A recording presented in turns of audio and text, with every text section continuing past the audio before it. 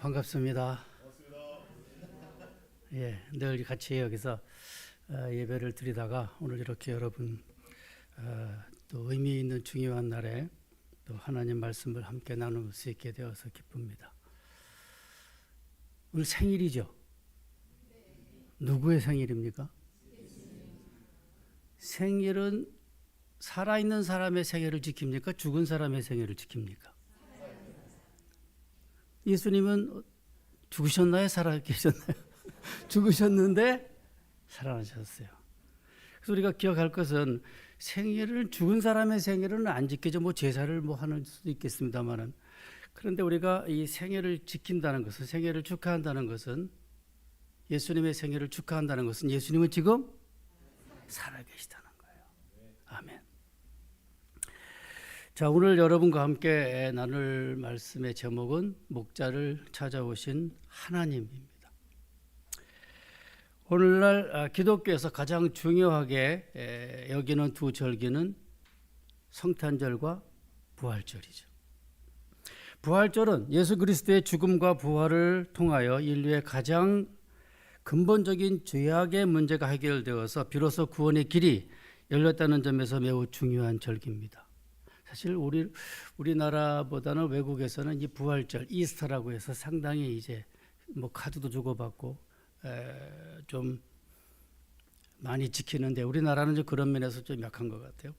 근데 그렇게 중요한 부활절도 그러나 성탄절이라는 시작이 없었다면 존재할 수 없다는 점에서 볼 때 성탄절은 더욱 중요하다고 말할 수 있을 것입니다. 다시 말하면은 성탄절은 시작이라는 점에서 중요하고 부활절은 그 시작을 마감 짓는 절정이라는 의미에서 중요하다고 하겠습니다. 성탄절은 한마디로 하나님이 사람이 되어서 사람을 찾아오신 것을 기념하고 축하하는 날입니다. 해마다 반복되는 성탄절을 다시 맞이하면서 오늘 저는 누가복음 본문을 통해서 세 가지 관점에서 성탄절의 의미를 되새겨보고자 합니다. 첫 번째는 하나님이 사람을 찾아오셨습니다. 하나님이 사람을 찾아오는 것은 보통 일이 아닙니다. 엄청난 사건입니다. 그 의미는 무엇일까? 두 번째, 그런데 하나님이 목자를 통하여 그리스도의 탄생을 세상에 알리셨습니다. 왜 하필이면 목자일까? 그 당대에 이스라엘에 수많은 직종의 사람들이 있는데 왜 하나님은 하필이면 목자를 택하셨을까? 의미는 무엇일까? 셋째, 그러면 왜 하나님은 사람을 찾아오셨을까? 다시 말하면 찾아오셔서 무슨 말씀을 하셨고 또 그 의미는 무엇일까? 이 세 가지 의미를 갖고 오늘 말씀을 함께 나누도록 하겠습니다. 이 물이 없었으면 큰일 날 뻔했습니다. 첫 번째, 하나님이 사람을 찾아오셨습니다. 오늘 이제 8절 9절에 나오는데, 특별히 거기에 9절에 주의 사자라는 말은 주의 천사란 말입니다. 원문에는 앙겔로스, 천사란 말인데, 천사는 주님을 대신해서 하나님의 일을 하는 사람들이죠. 사람이 아니고 천사. 하나님이 사람을 찾아오셨다는 것은 그 자체로 엄청난 사건입니다. 만약에 하나님이 사람을 찾아오시지 않았다면 인간은 영원히 소망이 없었을 것입니다. 우리 모두는 우리의 죄값으로 말미암아 저주받아서 지옥에 떨어졌을 것입니다. 그런데 하나님이 사람이 되셔서 친히 찾아오심으로 말미암아 비로소 인간은 구원의 희망을, 빛을 보게 되었던 것입니다. 이처럼 중요한 진리를 사도 바울은 갈라디아서에서 이렇게 말씀했습니다. 같이 읽겠습니다. 시작. 때가 참에 그 아들을 보내사 여자에게서 나게 하시고 율법 아래에 나게 하신 것은 율법 아래에 있는 자들을 성량하시고 우리로 아들의 명분을 얻게 하려 하심이라. 여기에 때가 참여란 말이 매우 중요합니다. 많은 여러 가지 의미가 있겠습니다만은 모든 것이 다 준비가 되고 가져오졌을 때 마침내 하나님께서 여자를 통하여, 물론 마리아죠, 통하여 이제 이 땅에 오신 것입니다. 여기서 아들의 명분이란 상속자를 가리키는 것이고, 따라서 하나님의 나라를 유산으로 받을 자라는 의미인데 바로 우리의 구원을 가리키는 것입니다. 그런데 오늘 누가복음 본문에 따르면 하나님이 사람이 되셔서 여자에게서 태어나셔서 사람을 찾아오신 날 하나님은 그 놀라운 일을 사람들 즉 목자를에게 찾아오셔서 알려주셨습니다. 성육신하신 주님의 탄생을 알리기 위해서 또다시 하나님은 사람을 찾아오신 것입니다. 어쩌면 또 다른 의미의 성육신 사건이라고 말할 수 있을 것입니다. 그렇다면 우리는 성탄절은 기다리는 계절이 아니라 찾아가는 계절입니다. 수동적으로 누구를 기다리는 계절이 아니라 능동적으로 찾아가는 계절이에요. 우리는 대개 성탄절을 기다리면서 성탄 카드 선물 또는 화이트 크리스마스를 그렇게 기대할지 모르겠습니다만 첫 번째 성탄절에 하나님이 보여주신 모습은 막연한 기다림이 아니라 능동적으로 적극적으로 찾아가는 모습이셨습니다. 이렇게 하나님이 찾아가는, 사람들을 찾아가는, 그래서 뭔가 의미를 전달하고 새로운 일을 계획하시고 도모하시고 시도하는 그런 것을 우리는 성경에서 자주 보게 되는데, 대표적으로 호렙산에서 광야 생활 중에 절망 중에 있을 때 모세를 찾아오셨습니다. 다메섹 도상에서 잘못된 열심으로 믿는 성도들을 핍박하러 가는 그 바울을 하나님은 찾아가셨습니다.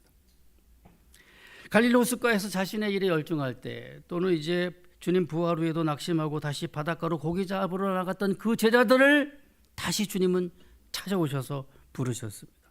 주님은 기다리지 않고 필요한 사람들을 찾아오셨고 찾아가셨습니다.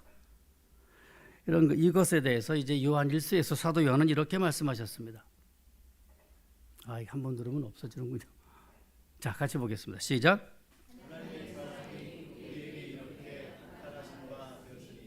하나님이 자기 세상에 보내심은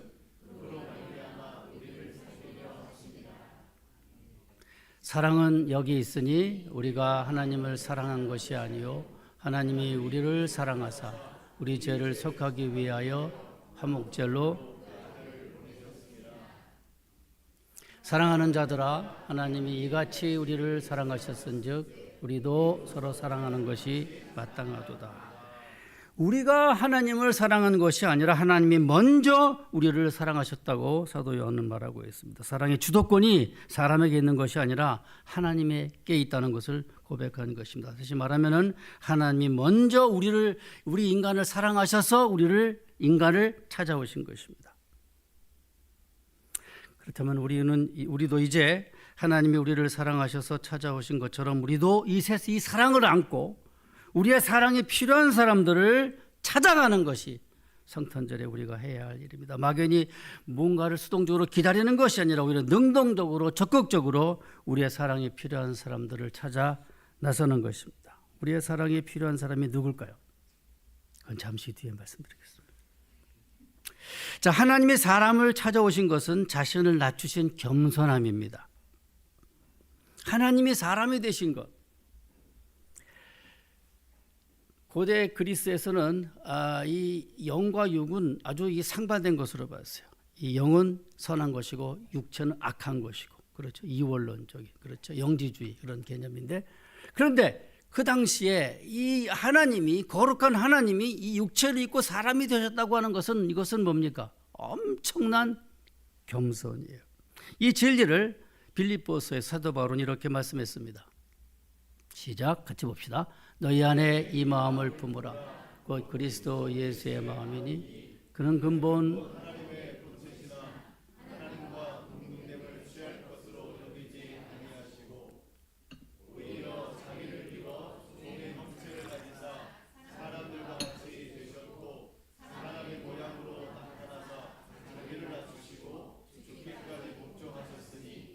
십자가에 죽으십니다. 여기서 자기를 비워 종의 형체를 가져, 그렇죠. 우주의 주인이시고 왕이신 그분이 어떻게 자기를 비워서 종의 형체를 가지고 사람같이 되시고, 그리고 자기를 낮추시고 죽기까지 복종하셨다. 그렇게 성경은 말씀했습니다. 따라서 성탄절은 하나님이 사람이 되시는 겸손의 극치이고 절정인 것입니다. 이런 사실을 제가 오래전에 기독교 잡지, 미국의 기독교 잡지라고 킨드렛이라는 우리말로 하면 이제 뭐 일가 친척이란 말인데 거기서 제가 읽은 적이 있습니다. 잠시 말씀을 드리면은 자 이제 어느 이제 가정집인데 막내 아들이 유치원쯤 다니는 막내 아들이 사고를 쳤어요. 아빠가 아끼는 화병을 깬 거예요. 이제 아빠가 오실 때가 됐어요. 어떻게 됩니까? 아빠를 마주하면은 자기가 이제 혼날 것이 뻔하니까 어떻게 하냐면은 침대 밑에 숨었어요. 우리 집 침대는 들어갈 곳이 없습니다만은 근데 거기는 이제 지금 다리가 있어가지고 거기 들어갈 수가 있어요. 근데 보통 이제 미국 침대 그런 게 많은데 거기 들어 숨은 거예요. 그래서 아빠가 와서 이제 그 모든 내용을 다 사건의 전말을 안 다음에 이제 괜찮으니까 나오라고. 그래서 아빠는 이제 범죄한 아들을 찾으려고 집안 구석구석을 돌아다니다가 마침내 아들이 이제 침대 밑에 숨어 있는 것을 발견했습니다. 그래서 아빠가 이제 괜찮다, 용서하겠다, 그만 나와라 하고 아무리 말해도 안 나와요. 응? 그래서 어떻게 했느냐? 이렇게 저렇게 내려가가지고 아빠가 어떻게 합니까? 안 나오니까 아빠가 허리를 숙이고 고개를 숙이고 그래서 그 아이를 눈을 마주쳤을 때 그러니까 아빠가 무릎을 꿇고 허리를 숙이고 고개를 낮추어서 침대 밑은 아이와 눈을 마주치자 그제서야 아이가 침대 밖으로 나오게 된 겁니다. 아빠의 눈을 보고. 그죠?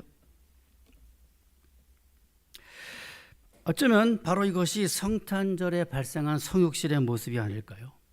범죄한 아이를 구원하기 위해 아빠는 스스로 자신의 몸을 낮춰서 아이와 눈높이를 맞추었을 때 아이는 구원받았습니다.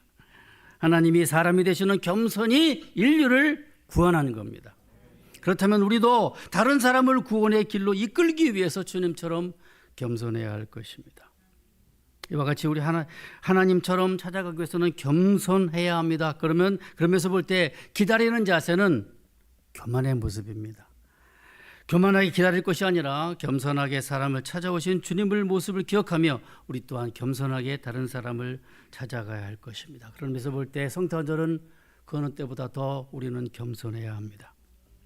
자신의 하나밖에 없는 독생자를 선물로 보내주신 이 성탄절에 우리는 무언가를 받기를 막연히 기다리기보다는 오히려 주님처럼 우리에게 가장 소중한 것을 하나님의 가장 소중한 그 아들을 독생자를 우리에게 선물로 주셨는데 우리도 가장 소중한 것들을 이웃과 함께 나누는 그러면서 볼 때 성탄절은 주는 계절, 받는 계절이 아니라 주는 계절입니다.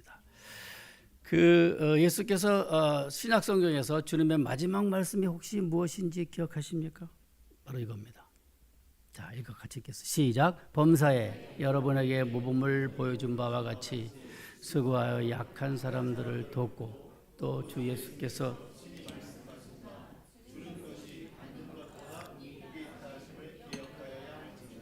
아멘. 여기에 뭐라고 했어요? 주 예수께서 친히 말씀하십니다. 물론 복음서에 나오지 않습니다만 사도 바울은 기억하고 이 말씀을 하는데 주는 것이 받는 것보다 복이 있다. 아멘. 잘 아멘이 안 되죠. 우리는 받는 게 복이 있지 주는 것보다. 그러나 성경은 하나님 뭐라고 말씀하냐면은 받는 게 아니라 주는 게 복이 있다 말씀하시고 바로 성탄절은 이렇게 주는 계절인 것입니다. 두 번째로 이제 봅시다. 두 번째로 하나님은 누구를 찾아오셨는가? 우리가 이제 이미 말씀드렸습니다만은 성탄절에 주의 사자를 통해 찾아온 사람은 목자라고 그랬어요. 우리 한번 이제 다시 봅시다. 그 지역에 같이 시작. 그 지역에 목자들이 밤에 밖에서 자기 양떼를 지키더니 주의 사자가 곁에 서고 주의 영광이 그들을 두루 비침에 크게 무서워하는지라. 당시 베들레헴에서는 성전에서 쓰이는 제사용 양을 방목하고 있었습니다. 아마도 오늘 본문의 목자들은 성전에서 사용될 그 제사용 양들을 아마 길렀던 그런 사람들이었을 것입니다. 우리는 대체로 목자에 대해서 좁은 인상을 갖고 있죠. 왜냐하면 바로 이 말씀 때문에 여호와는 나의 목자시니 부족함이 없으리로다. 하나님 목자란 말이에요. 그러니까 우리는 목자에 대해서 아주 좋은 인상을 갖고 있는데 그러나 신학시대의 목자는 그러한 모습이 아니었습니다.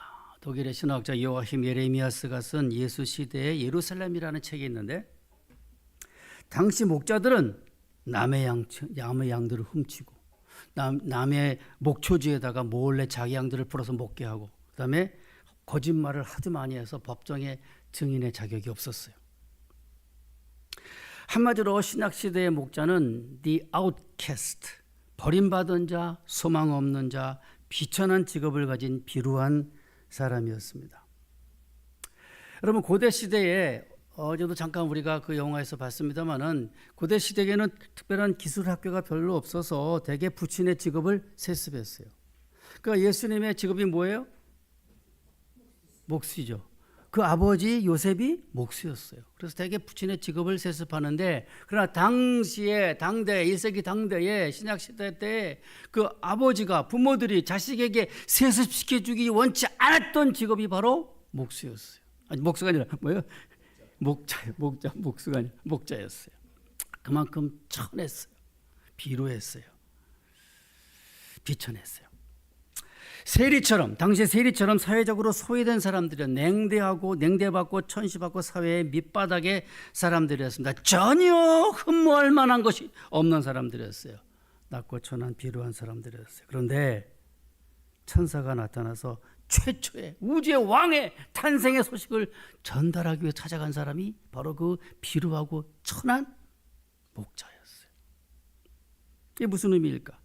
여러분, 당시에 온 인류에게 미칠 큰 기쁨의 좋은 소식을 가장 먼저 들었어야 할 사람이 여러분 누구라고 생각하세요? 한번 생각해 보세요.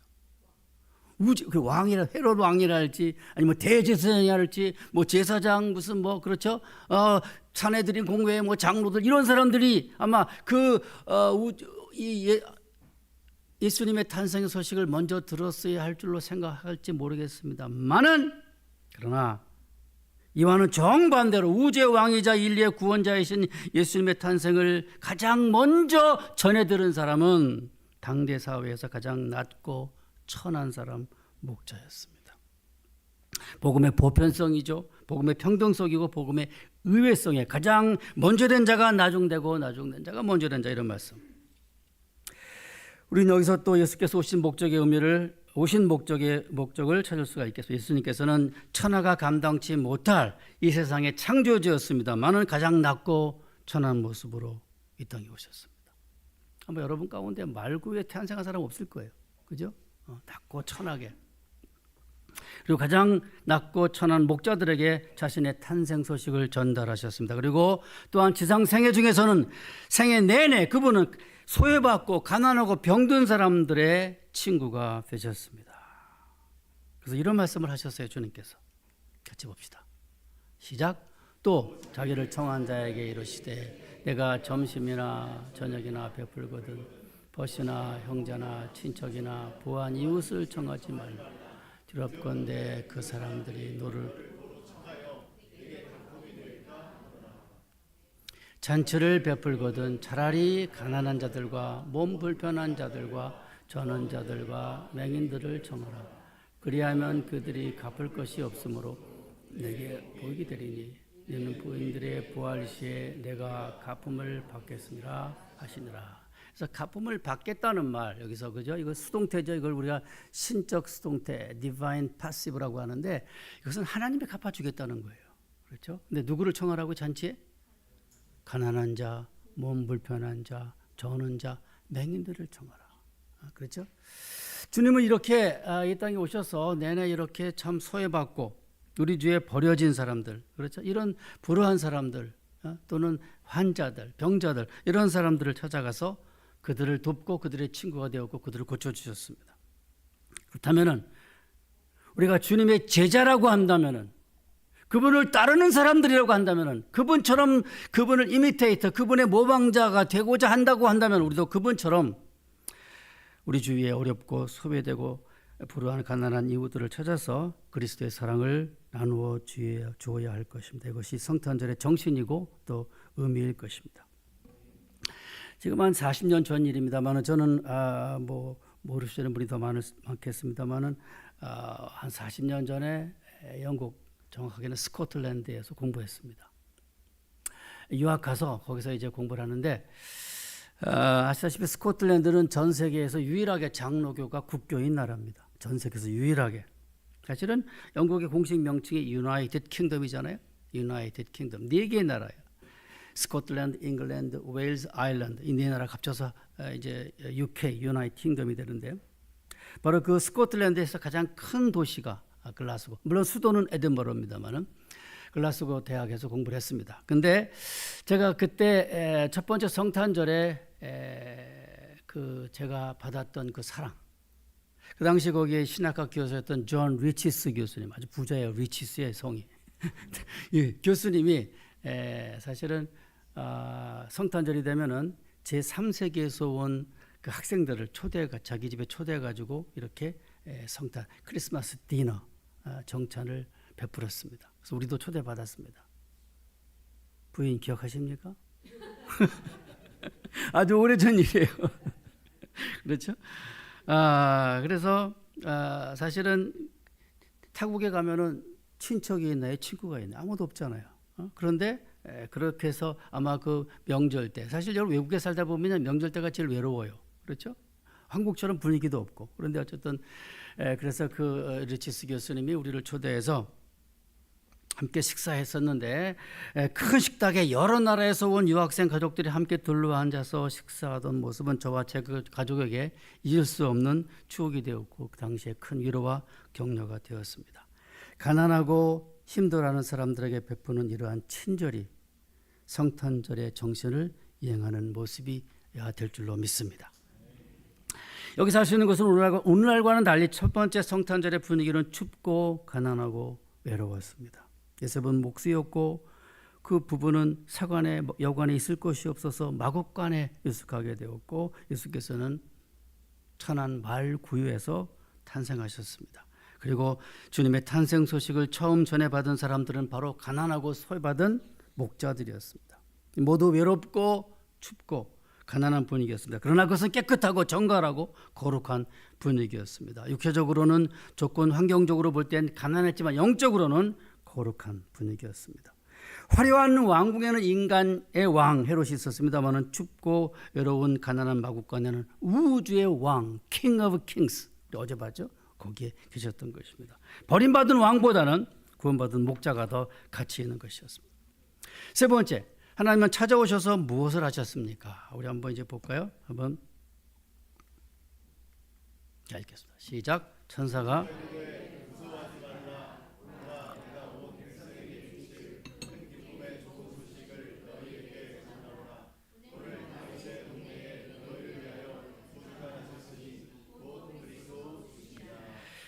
천사들을 찾아오셔서 그 천사가 전달한 메시지, 설교, 어떻게 보면 메시지의 핵심이 무엇입니까? 바로 그리스도의 탄생의 소식입니다. 온 인류를 위한, 온 백성에게 미칠 가장 큰 기쁨의 좋은 소식을 전해주었습니다. 바로 그것은 예수 그리스도의 오심인데, 바로 이것이야말로 우리가 들어야 할 가장 중요한 메시지, 복음의 핵심인 것입니다. 오늘날 사실 우리 인류에게 가장 큰 숙제, 문제가 무엇입니까? 많은 여러 가지가 있겠죠. 예를 들면 대표적인 것이 클라이밋 체인지, 기후변화, 또는 환경 오염 문제, 라니냐, 엘니뇨, 또 이제 핵전쟁 등등등. 그러나 이런 많은 문제 가운데서 사실은 가장 인간에게 있어서 성경적으로 볼 때, 신학적으로 볼 때 가장 크고 심각하고 중요한 문제는 죄악의 문제입니다. 사실 인간의 문제 중 죄악의 문제 외에 다른 것들은 다 주변적인 것들입니다. 인간의 실존의 가장 큰 문제는 바로 인간의 죄악입니다. 그런데 이 인간의 가장 큰 문제가 해결된 날이, 그 해결이 시작된 날이 바로 성탄절입니다. 비록 물론 십자가에서 구속이 완성되었으나 구속주이신 예수 그리스도가 탄생하고 강림하셨다는 것은 바로 그 문제가 해결되기 시작되었다는 것입니다. 물론 인간 세상에서 육체적 인간의 필요의 충족도 물론 필요합니다. 따라 주님은 배고픈 백성들에게 오병이에 의해 기적을 베푸셨고, 아픈 이들의 질병을 고쳐주셨고, 귀신 들린 자들의 귀신을 쫓아내어 주셨고, 심지어 죽은 자들을 다시 살리기도 하셨습니다. 그러나 그보다 더 중요한 것은 생명을, 목숨을 살리는 일이고, 즉 복음을 증거하는 일입니다. 그렇다면 성탄절은 빵과 함께 사랑을 담아서 예수 그리스도, 즉 생명의 복음을 증거하는 계절이 되어야 될 것입니다. 이제 말씀 마치겠습니다. 하나님이 겸손하게 자신을 낮추어서 사람을 찾아오신 이 거룩한 계절에, 비천한 목자를 찾아오신 첫 번째 성탄절에 하나님께서 친히 보여주신 모습을 기억하면서 모쪼록 겸손한 마음으로 당시의 목자들처럼 우리 주변에 가난하고 어려운 이웃들을 찾아가서 예수 그리스도의 사랑을 나누면서 아울러 예수 그리스도의 생명의 복음을 증거하는 저와 여러분이 되시기를 주의 이름으로 축원합니다.